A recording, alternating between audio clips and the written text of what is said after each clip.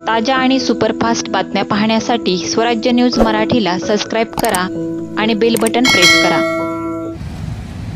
काल आमचे दैवत सुशीलकुमार शिंदे साहेब, सोलापूरच्या लोकप्रिय खासदार माननीय प्रणिताई शिंदे यांच्यावर सोलापूरच्या शिवसेनेचे उपनेते शरद कोळी यांनी एकेरी भाषा केली व त्यांच्या गाडीची तोडफोड करण्याची भाषा केली।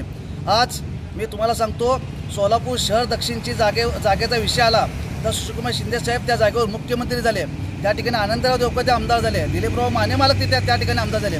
दक्षिण जागा आमची असताना सुद्धा आम्ही सर्व लोक शांत होतो।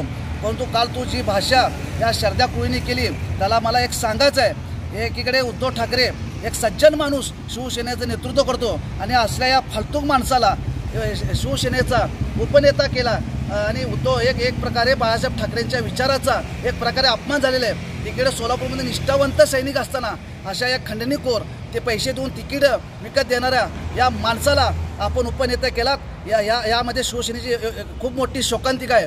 तो आपल्याला माहीत असेल, सोलापुरामध्ये वाळू तस्करी व तसेच खंडणीखोर बलात्कारी असे विविध गुन्ह्याने गाजलेला हा शरद कोळी याला सांगायचं आहे, तुझ्या ऑफिस समोरून तू काल जे वक्तव्य केला की ताईंची गाडी फोडील, मी तुला आज सांगतो, तुझ्या ऑफिस समोर मी आज बोललोय, तुझी गाडी ज्या दिवशी त्या ऑफिस समोर थांबेल त्या दिवशी तुझी गाडी फोडल्याशिवाय हा युवक काँग्रेसचा कार्यकर्ता शांत बसणार नाही।